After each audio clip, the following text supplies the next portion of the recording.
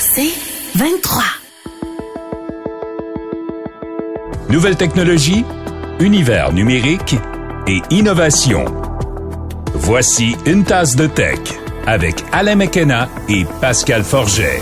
Hey, bonjour tout le monde. Bienvenue à une nouvelle année, premièrement. Donc, bonne 2024. Année. On a encore le droit de se le dire. On a justement discuté de ça avant de commencer l'enregistrement, Pascal et moi.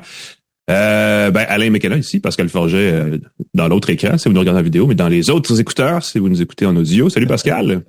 Bonjour Alain, moi je suis à gauche, toi tu es à droite, le mix audio. Si vous m'entendez au milieu, il y a quelque chose qui cloche.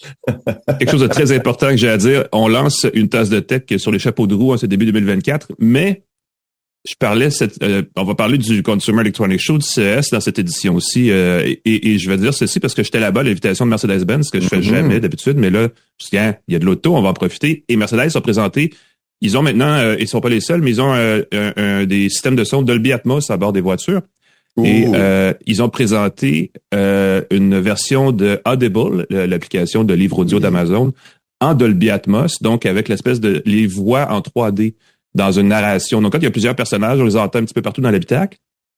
Et là, tu sais ce que j'ai réalisé, c'est que la prochaine saison d'une tasse de tech, qui s'en vient bientôt, faudra certainement qu'on s'enregistre en Dolby Atmos. Je ne sais pas comment on enregistre en audio spatial, mais si on peut, on va. Ça serait le fun d'avoir, tu sais, la spatialisation de nos voix et tout le kit, là, ça ferait quelque chose d'assez. Oui, tu m'entends claquer des doigts à gauche, claquer des doigts à droite. Je pense que c'est au niveau du mix audio.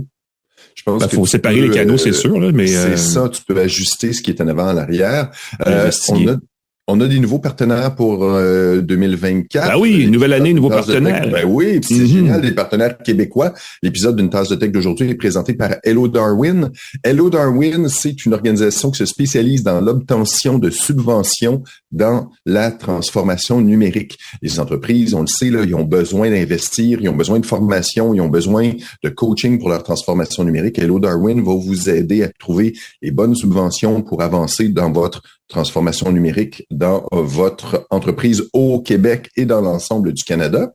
Mais aussi, vous pouvez, si vous êtes une petite entreprise, une grosse entreprise, une moyenne entreprise, vous pouvez mettre votre dossier dans Hello Darwin pour recevoir des soumissions d'entreprises. Donc, les gens qui cherchent, par exemple, des partenaires, parce que quand tu avances dans le numérique, tu as besoin de gens pour ton site web, tu as besoin de gens pour ta base de données, tu as besoin de gens pour Hello Darwin va vous aider à trouver des partenaires et va vous proposer des gens qui cherchent des alliances, qui cherchent des partenaires, qui cherchent des services pour leur entreprise, pour étendre des fournisseurs. C'est le mot que, c'est le mot que je cherchais. Fournisseurs. Écoute, c'est pas compliqué. Hello Darwin se présente que le Tinder des services aux entreprises. Donc, si votre entreprise a besoin d'un service, et quelle entreprise, honnêtement, n'a pas besoin d'un service?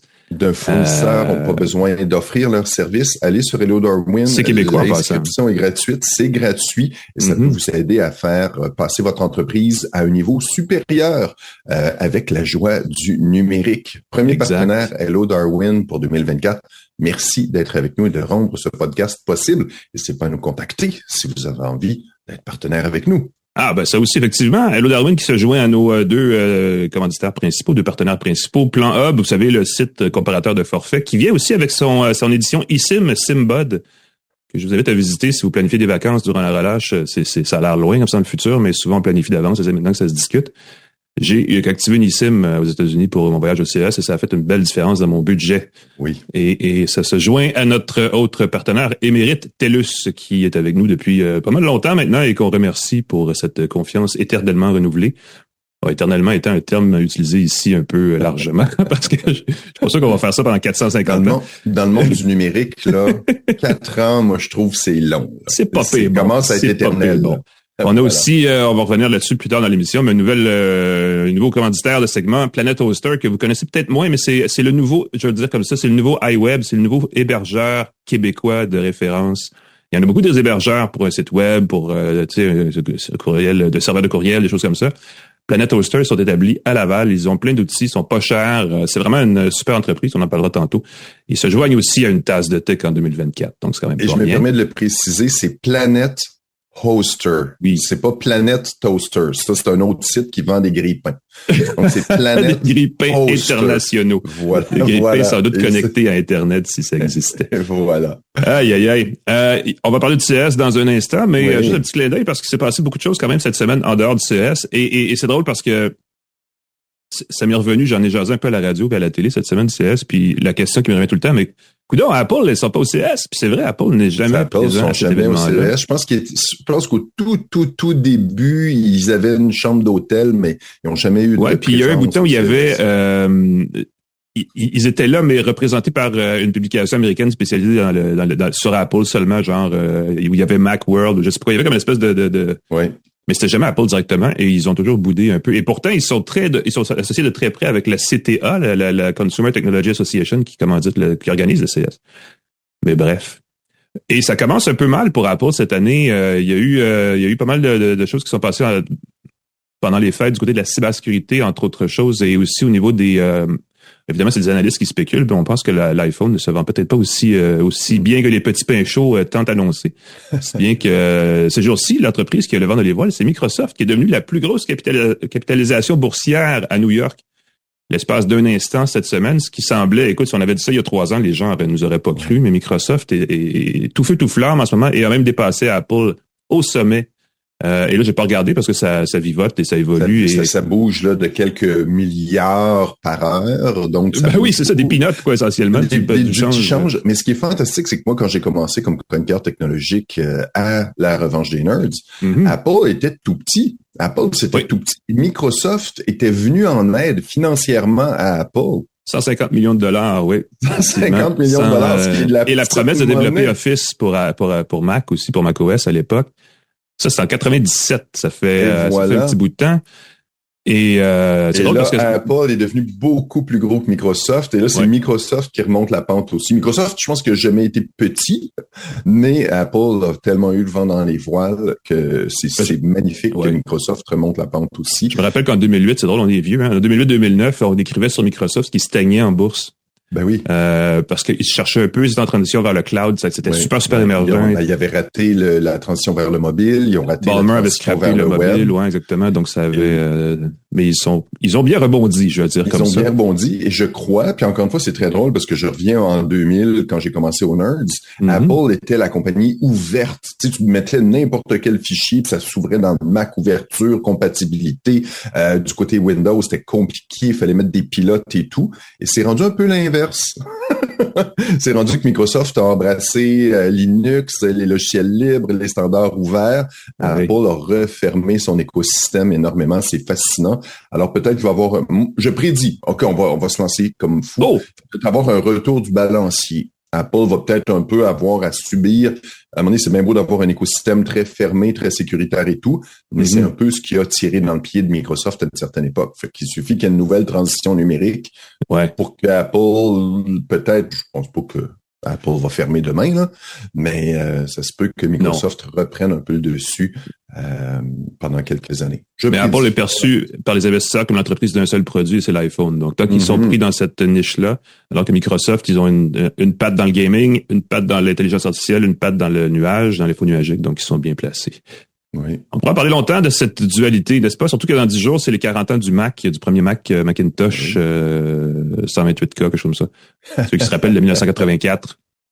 40 ans, les amis. On n'est pas jeunes. Kilo-octets, jeunes de cœur. On a des gigaoctets, on a des téraoctets de stockage. Ça, c'est fantastique. On va passer aux actualités, si tu me permets, Pascal, en rappelant que les gens qui ne le connaissent pas seraient peut-être intéressés à visiter le site d'InfoBref, infobref.com. En fait, c'est une infolettre simple et gratuite là qui permet tous les matins de connaître l'essentiel des nouvelles importantes. Il y a un petit peu de techno, des fois, c'est un petit peu moi qui l'écris, des fois aussi, donc c'est pas mal le fun de ce côté-là. Mais c'est aussi de l'actualité, ça résume dans votre inbox tous les matins, très rapidement, à l'espace de 2-3 minutes. Il y a 10 choses à savoir dans la journée qui sont intéressantes et qui vont définir l'actualité économique, politique, technologique, donc c'est pas rien. Allez voir ça, infobref.com. Vous pouvez aussi vous abonner à une tasse de tech qui est offerte évidemment en balado, sur les applications de balado, j'en profite pour le dire, parce que des fois, on prend l'habitude d'aller sur les sites web ou sur les plateformes, mais c'est toujours plus facile de s'abonner, parce que quand on s'abonne, qu'est-ce qui arrive? Pouf! Ça tombe pile poil dans son téléphone dès que c'est prêt. L'alerte pop sur l'écran.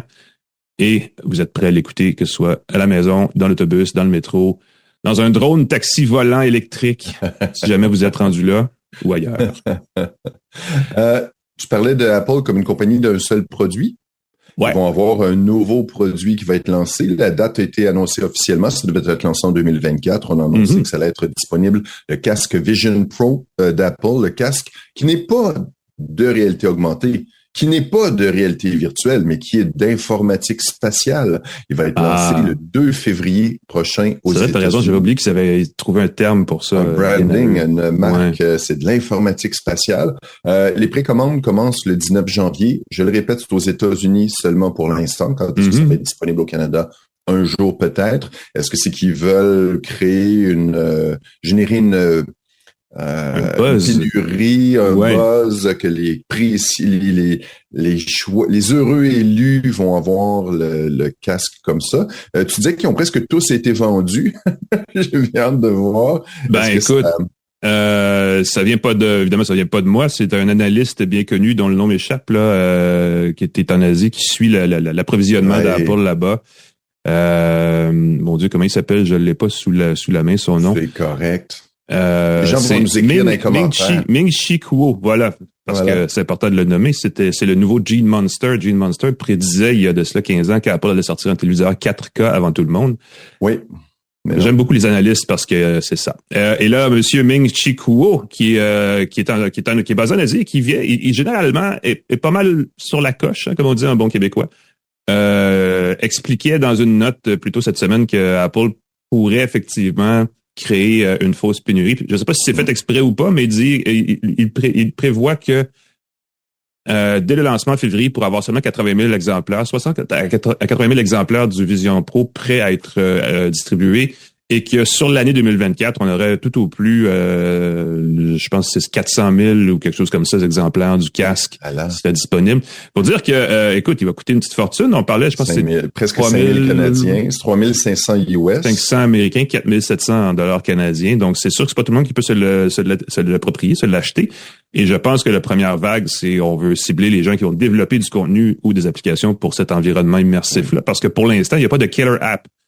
J'ai essayé le casque, là, il est vraiment très beau, l'interface est super soignée, on le présente comme un outil presque de productivité, là, avec la suite de courriel, de navigation, tout ça, avec l'informatique spatiale, Alain. C'est pas juste oui, c'est vrai. Moi, je suis là avec mes phrases impossibles, puis eux, ils ont 2 mots, puis ils veulent tout dire. Mais longue histoire courte, il manque quand même. Et puis on peut à la limite dire la même chose du Quest 3, c'est-à-dire que c'est des super technologies, mais est-ce que tout le monde ça se garoche dans les magasins? Pas encore. Ben c'est ça. Pour 5 000 $, t'as un MacBook, t'as un téléphone et t'as probablement un iPad en prime, là. Fait que puis il te reste de la monnaie, là. Fait que c'est quand même assez flyé. J'ai bien hâte de voir. La grande question, est-ce qu'on va pouvoir le réparer facilement, le casque Vision Pro? Ça, c'est un bon lien parce qu'on va parler effectivement de réparabilité. Ça aussi, c'est un truc qui s'est passé cette semaine. Il y a les autorités législatives de l'Oregon dans l'ouest des États-Unis qui songent en ce moment à mettre en place une loi pour forcer la réparabilité des appareils électroniques et informatiques. Et on tergiverse sur la nature exacte de comment on devrait formuler les choses, parce qu'on le sait, les entreprises, les grandes entreprises internationales sont très bonnes pour jouer sur les mots, moduler le message et ainsi de suite. On sait qu'en Europe, il y a en France, entre autres, il y a une loi sur cette chose-là. On sait que les fabricants ont commencé tranquillement à offrir des outils, des accessoires, des pièces pour réparer. Et ça inclut Apple sur son iPhone, entre autres choses. Il y a des codes de réparabilité sur les produits. Ça, c'est fantastique pour les... En France, c'est indiqué un peu partout. Ça vaut la peine d'être consulté quand vous achetez un produit. Si c'est quelque chose qui vous tient à cœur, parce que ça permet de remplacer un écran, une batterie, quelque chose comme ça rapidement, sans avoir à acheter tout un appareil. Et là, Google, cette semaine, a dit, nous, on est en faveur de la réparabilité. Enfin, on embarque, on rejoint le bateau et tout le kit, et ils se lancent et ils veulent une réparabilité ouverte. Et c'est là où ça devient intéressant, parce que c'est un coup de coude dans les côtes d'Apple et pas seulement Apple, mais il y a des entreprises qui se disent en faveur de la réparabilité et qui font ce qu'on appelle en anglais du part sparing, donc du jumelage de pièces, et c'est strictement logiciel, c'est-à-dire que si par exemple vous avez 2 iPhones, un est tout à fait impeccable mais sa batterie est plus bonne, l'autre est tout scrap mais sa batterie est très bonne, vous pouvez mettre la batterie du mauvais iPhone dans l'autre iPhone et avoir un nouvel appareil pratiquement neuf, sauf que comme c'est pas une pièce de rechange acheté directement chez Apple, l'iPhone refuse ben, il va l'accepter, elle va fonctionner, mais il va toujours avoir un pop-up à l'écran qui va vous dire on n'est pas sûr que c'est une bonne batterie. Ça agace évidemment, triste, et c'est une façon de décourager la pratique qui pourtant devrait sauver un paquet de déchets électroniques. C'est quand même quelque chose d'assez important. Moi, je me dis, la règle devrait tellement être simple. Si un Apple ou une compagnie cesse de supporter un produit, il devrait permettre à des entreprises tierces de créer des pièces de rechange. Ça devrait être, si tu veux supporter ton produit 20 ans, les autres peuvent pas en faire, mais si tu as une entreprise, tu offres des pièces de rechange à prix raisonnable, parce que les prix élevés, là, payer un écran $600 quand ton téléphone en coûte 800, c'est pas terrible comme deal. Non, on en parle dans l'informatique, mais dans l'automobile, c'est encore pire avec les pièces de rechange. On peut acheter souvent aussi les reconditionnés, choses comme ça. Donc, et du côté automobile aussi, les grands constructeurs, il y en a qui essaient de rendre ça impossible, cet approvisionnement à l'extérieur de leur concessionnaire. Donc, c'est un débat qui ne finira jamais. Évidemment, le meilleur moyen de s'en sauver, c'est de rien acheter. Mais peut-être qu'on s'empêche de vivre certaines expériences. On ne pourra pas écouter une tasse de tech, par exemple. Ouais, à moins que non, on ne fait pas ça devant le public non plus. C'est ce qui a arrêté. On pourrait vendre des billets éventuellement, on va y penser. Oui, on fait ça, une tasse de tech live. En direct. Tu sais que j'ai pensé, on fait un balado auto aussi chez Cogeco, ça tient la route avec mon ami Benoît Charette, et puis on pensait le faire en direct du salon de l'auto, donc ça pourrait être un truc. Il faudrait trouver une occasion techno de le faire, mais on pourrait effectivement faire quelque chose. C'est très drôle. Je sais que, évidemment, il y a des balados qui se font devant le public. Oui, Mike Ward.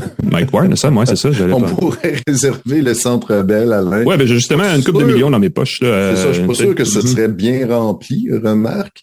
Mais il y aurait de l'écho. Écrivez-nous si jamais vous avez envie qu'on fasse invitez-nous à vos événements, ça pourrait être une belle occasion. On a 21 000 courriels qui nous disent qu'ils vont venir nous voir. On va y penser. Bon point. On va prendre une courte pause, mon cher ami, et on va revenir avec notre fameux spécial CES. Je dis fameux parce que je pense que ça va devenir, on a déjà commencé à le faire, mais il faut que ça devienne une habitude. Notre premier show de l'année soit sur le CES. C'est gros, le CES. On en reparle tout de suite. Restez avec nous à une tasse de tech.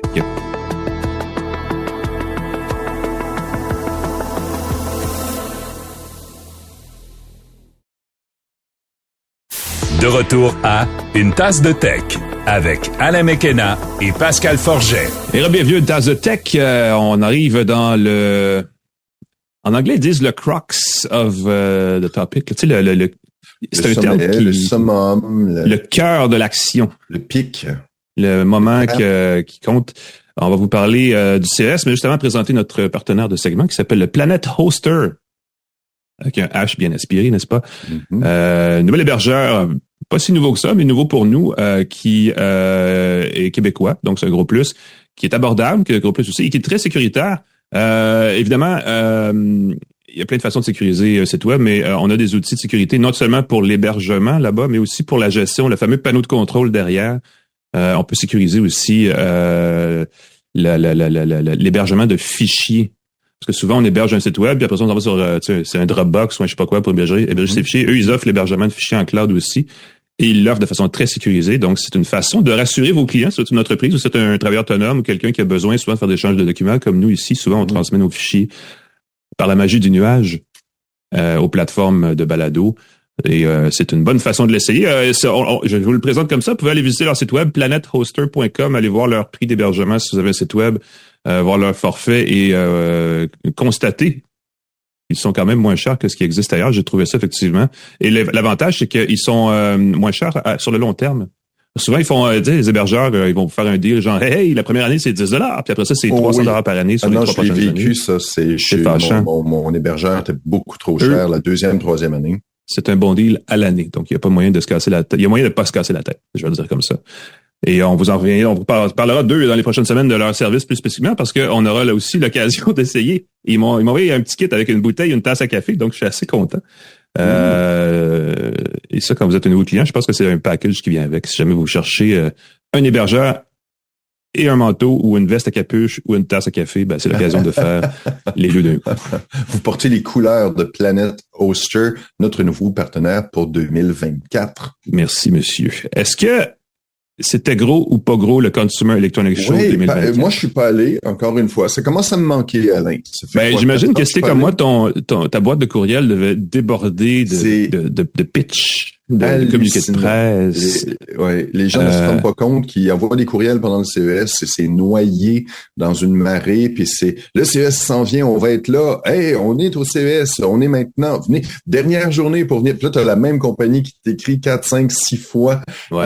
C'est très, très drôle. C'est drôle parce que on dit que ce sont 4000 exposants. Il y en a au moins la moitié de ces 4000-là qui veulent nous contacter. Évidemment, parce qu'il y a des entreprises qui vont là pour faire de l'affaire avec d'autres entreprises puis qui sont pas, on les voit pas, mais il y en a qui sont vraiment extrêmement en quête de visibilité, donc on entend beaucoup parler. Mais sur place, c'est toujours plus gros à chaque année.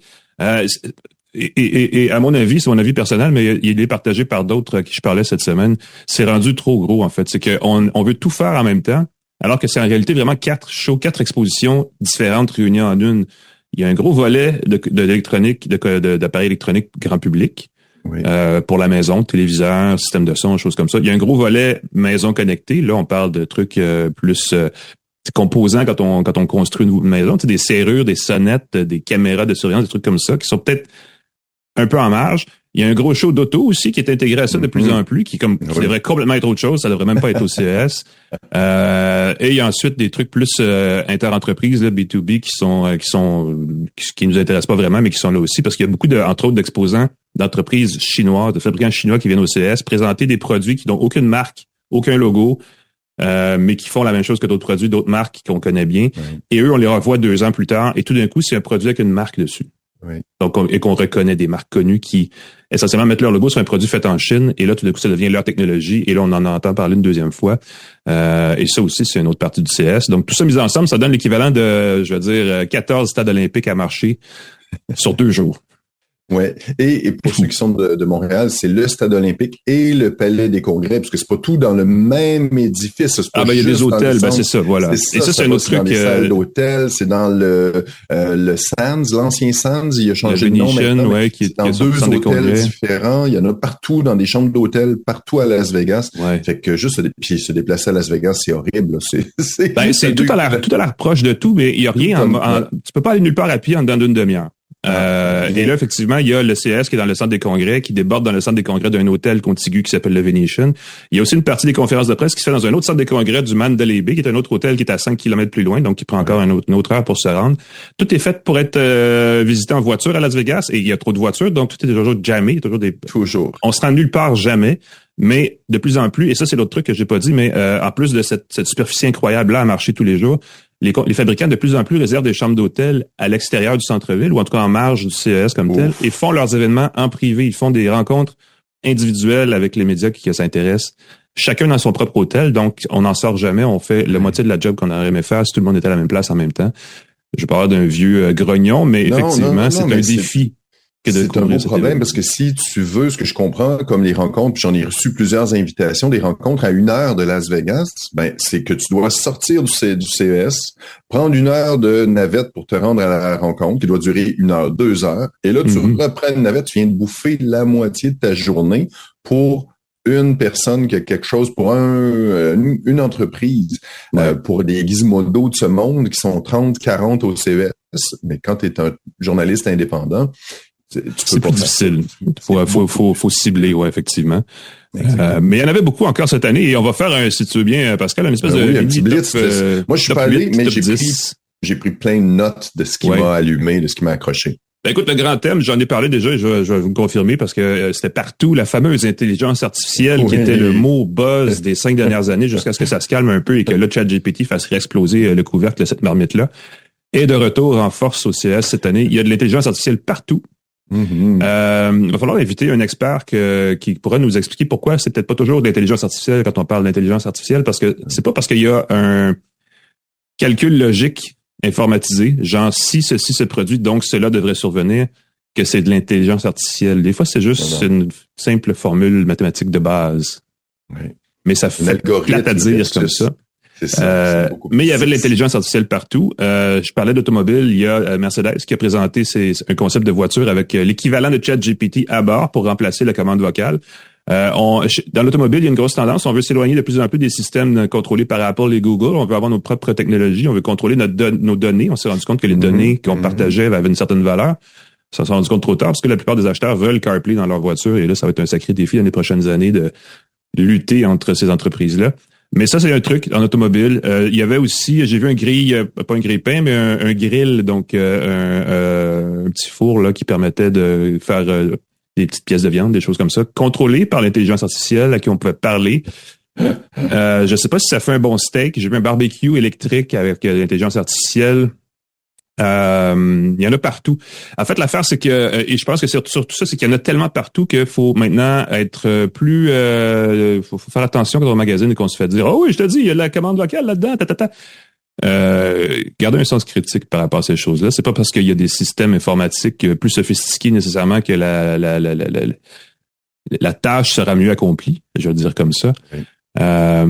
Par exemple, et je vais finir là-dessus dans le segment de l'intelligence artificielle, j'ai vu un bidet avec caméra intégrée, grâce à laquelle une intelligence artificielle pouvait s'assurer d'envoyer le petit jet d'eau à la bonne place. Oh là là! Je vous laisse vous former votre propre image de tout ça dans votre tête. Ouais. Mais là, on peut se demander des fois, est-ce que c'est parce qu'on doit faire ces choses-là? Ouais. Et la réponse là-dessus est chacun a sa propre interprétation de la chose, mais je pense qu'on peut, dans certains endroits de la maison, se priver de mettre une caméra. Oui. Et ce serait tant mieux pour tout le monde. T'imagines si cette information-là est piratée, ce qui pourrait circuler sur le web, il y a des creepy. Enfin, c'est dégueu. On n'arrête pas le progrès, mais des fois, on devrait. Un bidet contrôlé par l'intelligence artificielle, ça se peut que je dorme moins bien. Le CS, c'est souvent les grosses TV qui font toujours. Et plus grosses que jamais. Ben oui. Les premières années que je suis arrivé, c'était la révolution des écrans plats. Encore une fois, ça me rajeunit pas. On passait de la télé cathodique aux écrans plats, les écrans OLED, les écrans de plus en plus minces, de plus en plus grands. La dernière fois que je suis allé, je pense que c'était 103 pouces de diagonale pour l'écran. Moi, j'ai vu entre autres une télé de 100, je sais pas si c'est plus grand maintenant, mais il y avait la télé de 137 pouces d'une compagnie qui s'appelle C-Seed. Donc c'est pas un téléviseur déroulant, ça? C'est pas un truc qui se déroule? C'est ça, il se déploie. C'est comme un accordéon. Donc, il se déploie. Il y a 6 panneaux de micro-DEL qui se déploient pour faire un truc énorme. C'est comme un couteau suisse. Imaginez, ça se déploie comme une lame de couteau. Il y a 6 panneaux qui se déploient. Et ce qu'on voit dans la vidéo, j'étais pas là, on voit pas de joint. On voit pas de séparation entre les panneaux. Alors, j'imagine qu'à 137 pouces, il faut peut-être que tu sois très, très près pour voir. Ouais, à la proximité, on peut le voir, mais à distance, ça paraît pas. À distance, ça devrait pas être visible. C'est assez impressionnant où on va. Il y a LG et Samsung qui ont dévoilé des écrans transparents. Là, c'est complètement flyé. Imaginez une fenêtre. Et dans la fenêtre, on peut afficher de l'information. Et si on veut, on peut mettre un petit rideau derrière pour que ça devienne sombre à l'arrière et qu'on ait l'image. Là-dessus, Pascal, je vais préciser, LG a présenté un téléviseur qui va être mis en marché cette année. Ce téléviseur-là, c'est un écran, c'est une paroi de polymère transparente avec un affichage OLED, derrière lequel se relève un petit rideau noir si on veut vraiment l'utiliser comme téléviseur normal. Samsung, c'était un prototype, c'était pas un téléviseur, c'était juste une paroi transparente sur pied. Il y avait une grosse différence là-dessus, c'est que Samsung poussait la technologie micro-LED dans son téléviseur. Et je pense que s'il y a une chose à retenir de tous ces super téléviseurs-là qu'à peu près personne va s'acheter, parce que je pense que le téléviseur LG va coûter 150 000 c'est ce que ça coûte. Mais c'est bientôt à 500 $ dans un Home Depot près de chez vous. Là, c'est de la technologie baisse de prix tellement vite. C'est ce que la théorie nous indique, l'histoire nous indique, mais c'est surtout pour mettre d'avant la technologie micro-LED dans le cas de Samsung. Et de C-Seed aussi, c'est que vous savez, présentement, on achète des téléviseurs Adel, des téléviseurs même très pas chers ACL, mais ça existe de moins en moins. Là, ensuite, il y a les OLED, les DEL organiques, qui utilisent des matériaux à base de carbone qui finissent par s'user rapidement. Et là, il y a les micro-LED qui sont des DEL encore plus petits, qu'on peut compacter d'encore plus dans 1 pouce d'affichage, et qui, eux, ne sont pas organiques, donc ils vont durer longtemps, qui sont plus petits et qui sont auto-éclairés. Donc, tu n'as pas besoin en plus d'un éclairage derrière. Et c'est ce qui permet de faire des écrans transparents, mais aussi des téléviseurs extrêmement détaillés avec des gros contrastes. Oui, avec beaucoup de luminosité. Ce que je comprends que Samsung voulait démontrer, c'est que la technologie micro-DEL est très lumineuse. Oui, puis ça s'imprime, ça se fabrique facilement. Donc, on peut, parce que là, évidemment, ils ont présenté Samsung, là, son plus gros était 140 pouces. Micro-LED. Et là, ce qu'on dit essentiellement, c'est qu'on peut faire des téléviseurs dans tous les formats que vous voulez, parce que le micro-LED, c'est juste une grosse feuille qu'on imprime, paf, qu'on met dans et là, on a un téléviseur. Donc, c'est ce qui s'en vient, la nouvelle grosse affaire, mais ça va prendre du temps. Mais bientôt, on va pouvoir avoir des affichages dans le format qui fait l'affaire pour combler le trou dans un mur. Et c'est vers ça qu'on s'en va. Faut pouvoir peinturer son écran sur le mur, Alain. On va juste avoir un peu de peinture. Ça serait magique. Se transforme en écran. Oui, parce que ça, c'était l'autre truc qui était discuté partout où j'ai parlé de téléviseur au CES, c'est que maintenant, il faut acheter un téléviseur 80 pouces. C'est beau. Faut le transporter ensuite. Et ça rentre pas dans le coffre de voiture. Et une fois qu'on l'a à la maison, il faut que ça passe dans la porte, il faut que ça passe dans le corridor, il faut que ça tourne le coin pour que ça rentre dans la pièce du salon. Ça monte les marches. Faut que ça monte les marches. Ça rentre pas partout dans les maisons. Donc ça, c'est un autre casse-tête qu'il faut considérer parce que c'est ça. On peut pas construire une maison autour d'une télé. Donc, et je sais pas à quel point la télé est un élément central à la vie des gens, que ça prend un gros téléviseur. En tout cas, bref, c'est une conversation. Non, mais c'est beau, c'est drôle ce que tu dis parce que je remarque que les enfants sont de plus en plus captivés par les petits écrans. Tu t'imagines que quand ils vont voir une grosse télé, ils vont vouloir avoir mais non, les enfants se contentent de leur téléphone pour écrire. C'est l'habitude du comportement qui est formé. Un écran plus grand pour être plus beau, pour voir des vidéos. Bon, sur TikTok, c'est filmé à vertical. Pars-moi pas là-dessus, Alain, c'est épouvantable. Mais sur des écrans plus larges, il me semble que ce serait beaucoup plus joli. L'autre truc que j'ai remarqué qui a fait jaser, c'est le robot. Ça, c'est des concepts. Hein. J'ai pas l'impression que ça va se vendre énormément, que ça va changer tes vies. Mais c'est tout le temps le fun au CES de dévoiler quelque chose qui est cute, qui est joli, qui va changer ta vie. LG a dévoilé le robot bipède AI Agent. AI, intelligence artificielle dans le titre, évidemment. C'est un petit robot bipède, donc il y a deux petites pattes qui va se balader dans sa maison. Ce serait comme un centre de domotique. Donc, ça va t'aider. Tu vas pouvoir lui parler pour ouvrir tes fenêtres et tout. Et il y a une petite poignée pour le déplacer où tu veux, un peu comme une grosse boîte à lunch. Tu peux prendre le petit robot puis le déplacer. Et il y a Samsung qui est revenu. Je crois qu'il y avait une version de ça il y a quelques années. Le Bali. Une espèce de grosse boule qui roule, un peu comme R2D2, là, un peu un truc qui roule, qui se non, pas comme R2D2, mais dans Star Wars, il y en a un là qui a comme c'est une boule qui roule. Ça ressemble un peu plus c'est, à ça. Quelque chose 8, le B8, je sais pas quoi. Écoute, une bébête de Star Wars, tous les enfants le savent. Le Bali de Samsung, si jamais on veut ça. Est-ce que ça va changer notre vie? Je sais pas. Est-ce qu'on veut vraiment de quelque chose? Peut-être. Moi, je me demande si c'est pas des trucs pour les marchés asiatiques où il y a moins de place, où on n'a pas de place pour un chat, on veut pas avoir de... Là, t'as un petit robot qui te tient compagnie. Est-ce que c'est ça le marché désiré, ces deux compagnies coréennes? Il y a quelque chose, il y a certains marchés asiatiques où les amis, les compagnons robotisés sont perçus comme une façon d'aider les gens qui vivent seuls à se divertir. C'est un bon point, ça. On va voir ça.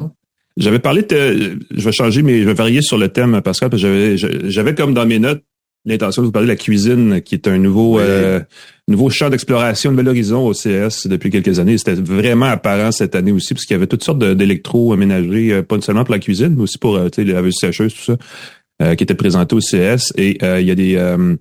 en gros, là, ce qui s'en vient dans la cuisine, c'est évidemment tout va être connecté au réseau Wi-Fi, mais il y a aussi beaucoup il y a une volonté, il y a deux choses. Il y a la volonté d'électrifier des choses qui sont pas nécessairement électriques encore. J'ai vu des barbecues électriques, ça a l'air le fun, parce qu'on peut maintenant faire cuire de la viande comme si on le faisait avec du gaz, mais ça apparemment ça arrive à la même chose, mais on branche dans le mur au lieu de sortir la bonbonne. Il y a aussi, et ça on l'a vu l'année passée, c'était encore présent cette année, vous savez, ces fabricants de grosses batteries d'appoint. On a parlé, nous, de la batterie Blue Yeti. Il y a tout le temps, Jackery, qui est un concurrent, et EcoFlow sont deux marques qui étaient extrêmement présentes au CES avec des grosses batteries, des grosses génératrices électriques, des capteurs solaires. Et la nouveauté cette année, c'est qu'on vendait, ils avaient tous ça, les panneaux pour la maison qu'on connecte dans le panneau électrique, l'entrée électrique de la maison, et qui permet, quand il y a une panne de courant, de switcher automatiquement vers sa génératrice électrique pour éviter de tomber en panne au niveau du frigo et tout ça. Et ça, c'est un signe des temps, parce que les réseaux électriques publics sont de plus en plus fragiles pour plein de raisons. Et il y a plein de gens qui veulent avoir une autonomie énergétique et c'est une grosse tendance. Mais en fait, je vais remplacer ce bout-là parce que je l'ai fait en 2 minutes par un autre élément que j'ai pas noté là, mais il y avait beaucoup de réalité augmentée, virtuelle, mixte ou d'informatique spatiale, si tu veux, Pascal, au présent. C'est pas moi qui le dis. Je fais simplement reprendre l'expression d'Apple. On était, on disait, le métavers, Facebook, on sait bien, puis ça n'a pas marché comme on pensait, tout ça. Puis là, ils ont lancé le Quest 3 avant Noël. Apple s'en vient avec son nouveau casque et ça crée un nouvel élan. Il y a beaucoup d'entreprises qui étaient là pour présenter des accessoires, pas nécessairement des casques comme tels, il y en avait quelques-uns, mais surtout des accessoires qui s'ajoutaient à la réalité virtuelle. Il y en a un qui a gagné un prix, c'est une compagnie qui s'appelle Afférence. Ils ont présenté un gant qui s'appelle le Phantom, qui est pas tellement un gant, mais qui est un capteur avec des espèces de bagues pour chacun des doigts, qui a une résistance haptique qui permet de produire une sensation de toucher virtuel. Donc, Ça, c'est le problème avec la réalité virtuelle, c'est qu'on sait pas trop qu'est-ce qu'on tient dans nos mains. On n'a pas la sensation de tenir un objet, alors que dans l'image qu'on voit, on a peut-être un bâton ou quelque chose. Et là, ce qu'on a créé, c'est un accessoire qui permettait justement de recréer cette pression dans la main. Donc, on pourrait avoir l'impression de tenir un objet.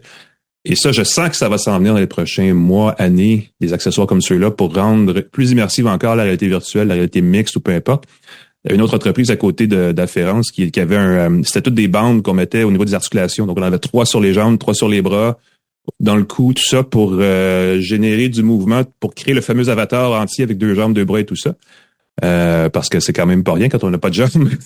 On peut, c'est ça. Comme les premiers avatars de Meta. Ça flotte. Donc, j'ai l'impression que bientôt, on va pouvoir, si on veut, s'habiller d'une veste, d'une combinaison complète et se balancer dans la réalité virtuelle comme si on était vraiment un avatar entier. Donc ça, c'est émergent cette année au CES, mais je pense que ça s'en vient dans les prochaines années. Je pense qu'on a atteint un certain point où l'élan est bien lancé. Il y a moins de buzz, mais il y a quand même encore cet engouement-là vers des accessoires qui, à mon avis, sont pas nécessaires, mais vont peut-être quand même créer une espèce une nouvelle façon d'interagir qui pourrait être intéressante. Ouais, le CES a toujours été un gros marché pour les périphériques, les accessoires, les étuis pour iPhone, les étuis pour tablette, les supports, et donc les accessoires de réalité virtuelle. Mais je commence à me demander si la réalité virtuelle, si le casque Vision Pro d'Apple ne décolle pas, ça pourrait faire un peu comme le 3D, puis reporter de 3, 4, 5, 6, 10 ans le véritable avènement de la réalité augmentée. Très, très hâte de voir les ventes du Vision Pro. Les gadgets qui m'ont allumé, entre autres, je sais pas si tu as vu, Shift Robotics, c'est une compagnie qui fait des espèces de patins que tu mets sur tes pieds, qui te permettent, que tu enfiles sur tes chaussures, tu mets ton patin à roulette sur ta chaussure et ça te permet de marcher à la vitesse que tu cours. Ouais, tu marches puis tu roules en même temps, donc ça a l'air fou. Tu roules en même temps, c'est ça. Il y a des roues, donc dès que tu mets le pied sur le sol, ça te fait avancer plus vite. Il semble que grâce à l'intelligence artificielle, ou j'imagine l'algorithme ou je sais pas quoi, ça va permettre. Ils ont dévoilé un nouveau modèle qui est 1 livre de moins par chaussure. Tu sais comment ça va vite, la technologie. Ça fait quand même des chaussures de 3 livres. C'est pas léger, ces petits appareils-là. Je me dis qu'un jour, ça va peut-être devenir plus courant, plus populaire. Je trouve ça, c'est pas donné. C'est $2,000 chacun canadien. Quand même. Ça pèse 3 livres par pied. Encore une fois, en théorie, ça t'aide avec les piles et ainsi de suite. Et c'est pas juste pour les gens pressés. La compagnie, ça a l'air, vise beaucoup le marché industriel. Pour les travailleurs dans des entrepôts. Ben oui, c'est des gens qui sont dans des entrepôts qui doivent pas courir, mais qui doivent se déplacer d'un endroit à l'autre rapidement. Au lieu de prendre le petit chariot, pourraient prendre les chaussures de Shift Robotics, les Moonwalker X, avec 1 livre de moins par soulier, qui c'est à $2,000 chacun pour un marché industriel, ça pourrait se voir. Il y a un produit, je sais pas si tu as vu, le Clix, qui sont créés par d'anciens employés d'Apple, de Google et de BlackBerry. Ça, c'est le fun. Ce genre d'affaires que tu vois sur Internet, ça va être en financement social, celui-là en ce moment. À partir de $159 américains, on peut avoir un clavier style BlackBerry au bout de son iPhone. Vu ça. J'avais oublié le nom, mais oui, j'ai vu ça. Le Clix. Moi, ma question, c'est, mais pourquoi? Et pourquoi? Ben, c'est le feeling, j'ai ressorti mes BlackBerry pour l'occasion, puis maudit que c'est le fun, le clavier. Écoute, sérieusement, les derniers claviers, les derniers BlackBerry, le Key 2, le Passport, c'était le fun, ça répondait bien. Tu glissais ton doigt sur la touche, puis ça te proposait les mots. Si tu tapais B, par exemple, ça te proposait balle, bébé, bonbon. Tu avais juste à faire un pouce vers le haut pour avoir le mot que tu veux au-dessus de la lettre suivante. Ça allait très, très vite. Je veux dire ceci, eux, ils avaient un peu scrappé le concept du clavier qui était des petites bulles des BlackBerry qui ont connu le plus gros succès parce que c'était quand même des claviers à surface lisse. Oui. Alors que le Clix, on revient aux espèces de petits, où chaque touche est un petit peu isolée, est un petit peu comme bombée aussi, donc on sait où on se trouve avec nos pouces. Et ça, c'est important parce qu'en interface, ça te permet de pitonner sur le clavier sans regarder nécessairement tes pouces sont où parce que tu sais t'es rendu où. Et ça, c'est ce que le BlackBerry ou les BlackBerry vers la fin l'avaient perdu, effectivement. Avait perdu, c'est ça. Sauf que des gens l'ont essayé au CES, ils étaient au CES, cette compagnie-là, et ils ont dit que, écoute, l'idée est le fun, on a son écran au complet. Quand on regarde une vidéo, qu'on crée du contenu, on a tout son écran, on n'a pas besoin d'avoir le clavier virtuel qui bouffe 1/3 de son écran. Sauf que il semble que ça clique pas bien Il semble que le clavier est pas génial. Aïe, aïe, aïe. 159 $ pour un clavier qui est pas... Qui marche pas à ta pleine satisfaction. Ouais, c'est un peu dommage. Écoute, encore une fois, c'est peut-être juste un prototype qui avait une version qui n'était pas finale, mais moi, je me méfierais beaucoup de cet appareil. Ah, puis ça a quand même créé un petit buzz. Tout le monde en parlait pendant une couple d'heures. Ben oui, parce que ça combine la nostalgie. Puis encore une fois, le clavier du BlackBerry, mais si ça marchait autant, ça aurait été chouette. As-tu d'autres produits que tu voulais glisser? Moi, écoute, je vais terminer ma partie, Pascal. Elle parlait de deux véhicules, je vais pas dire voitures, que j'ai vus parce que, et t'en parlais tantôt, et c'est un... Je veux pas dire vaporware, là, dans le sens où c'est pas quelque chose qui pourrait ne pas exister un jour, mais il y avait des voitures volantes au CS encore cette année. Et moi, ça m'impressionne toujours parce que je me rappelle de m'être assis avec le VP de Uber en genre 2009, qui est un ancien haut dirigeant de la NASA, qui avait été récupéré par Uber et qui promettait, basé sur son expertise et son passé glorieux dans une entreprise de la NASA qui est pas rien non plus, une organisation, je devrais dire, qu'on allait avoir des taxis volants électriques, probablement autonomes, si ça se trouve, avant l'année 2020. Et là, évidemment, c'est pas arrivé parce que sinon on le saurait. Mais on a continué à pousser. En 2021 au CES, presque post-pandémique, c'était le premier, parce qu'en 2020, il était strictement virtuel. Ou 2021. En tout cas, il y en a un des deux où je suis allé, puis il y avait un prototype signé Hyundai, qui est quand même pas non plus une bénérie, là, d'un gros quadriporteur, un gros drone à 4 hélices avec une cabine pour 4 personnes, avec un poste de pilotage, par contre, parce que là, on fait plus dans l'autonome. Très gros comme le kiosque, là, gros comme 4 voitures mises côte à côte, parce que les hélices, quand même pas assez gros, là, pour que ce soit puissant. Et on disait, ça s'en vient en 2024. C'est un partenariat Hyundai-Uber.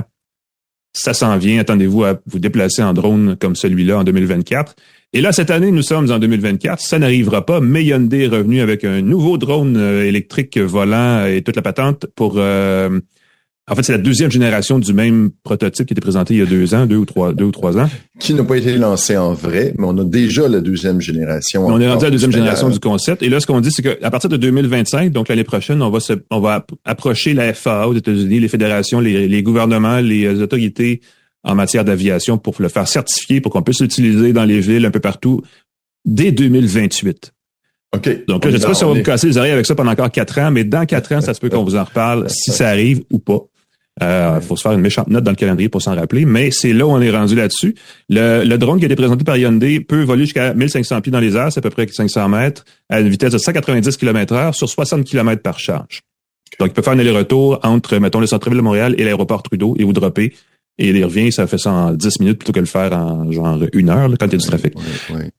En fait, je donne l'exemple de l'aéroport et du centre-ville parce qu'aux États-Unis, il y a déjà des services comme ça à Los Angeles et à New York qui utilisent des hélicoptères normaux. Oui, oui, ça coûte très cher, puis c'est bruyant, puis... et là, ce qu'on dit, c'est qu'on ne pourra pas le faire avec un drone comme celui-là, avec une tarification basée à la demande qui reviendrait moins cher que si on prenait une voiture sur Uber aussi. Ouf! Donc, on est rendu là. Ça, moi, c'était un des 2 drones que j'ai vu. Il y avait un drone d'une compagnie chinoise qui s'appelle Xpeng, qui était en fait pas un drone, c'était un petit VUS électrique sur lequel on pouvait greffer une boîte qui avait 4 hélices qui se déployaient, plonk. Comme les mini-drones de DJ, là, les hélices se déplient, se replient.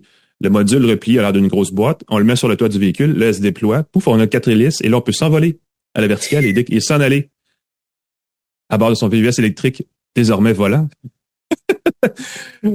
Ça voit le jour, je sais pas trop. Là, je pense que je vais mettre à croire au Père Noël. Où c'est que tu ranges ça? Tu sais, ça te prend un gros garage quand t'as pas besoin des ailes. Je sais pas, j'ai pas vu les chiffres, j'ai pas vu de fiches techniques qui parlent d'une autonomie concrète, mais les images qu'on montrait, puis le genre d'application qu'on voit, c'est on s'en va à l'aventure, n'est-ce pas? Et tout d'un coup, on se dit, je veux visiter une région dans un parc au bord d'une montagne où il n'y a pas de route pour se rendre.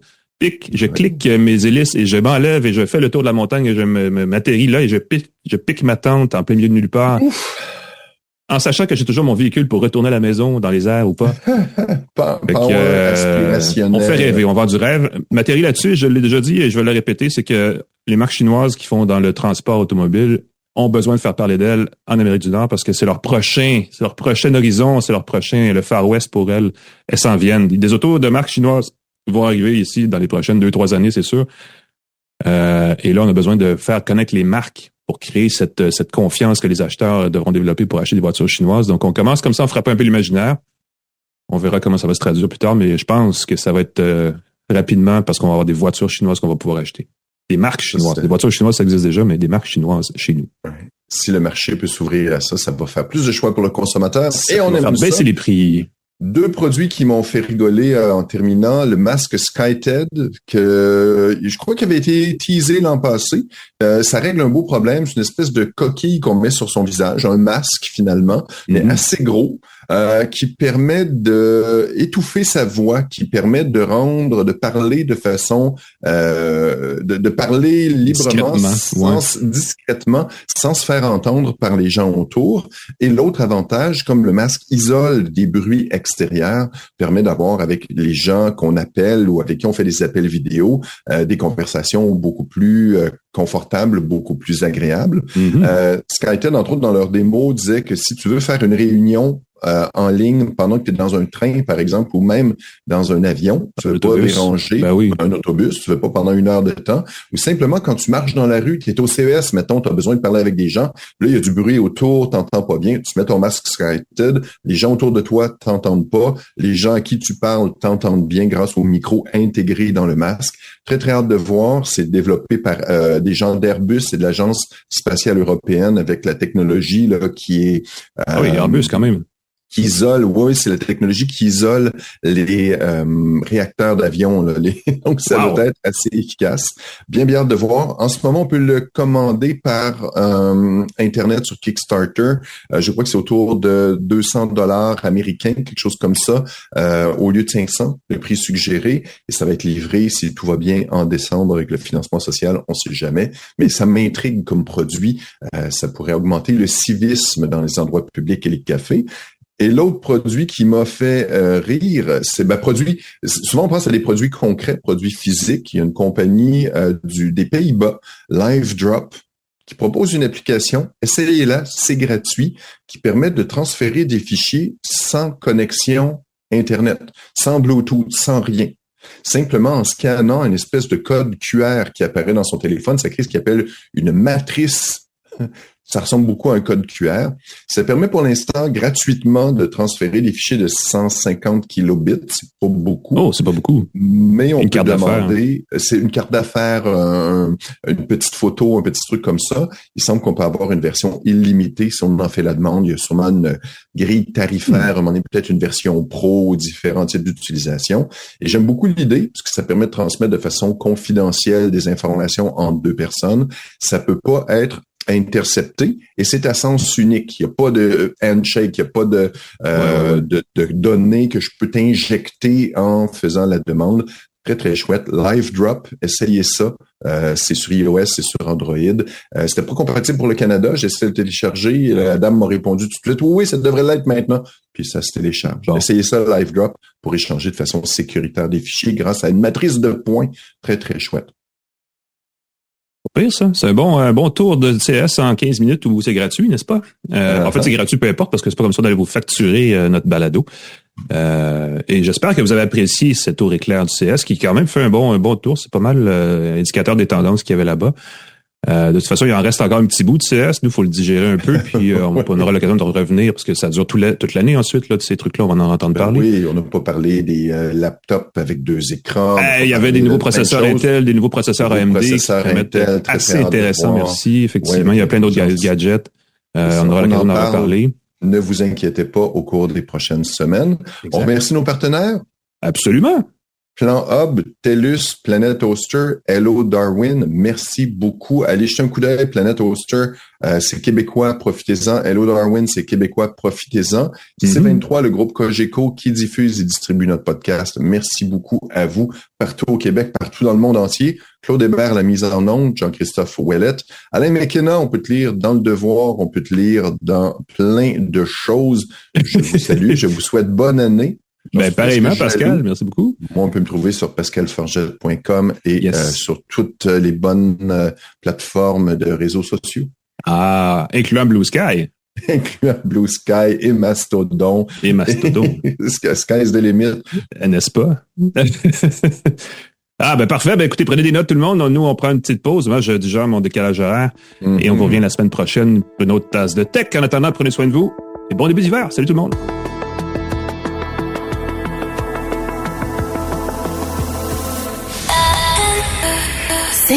23.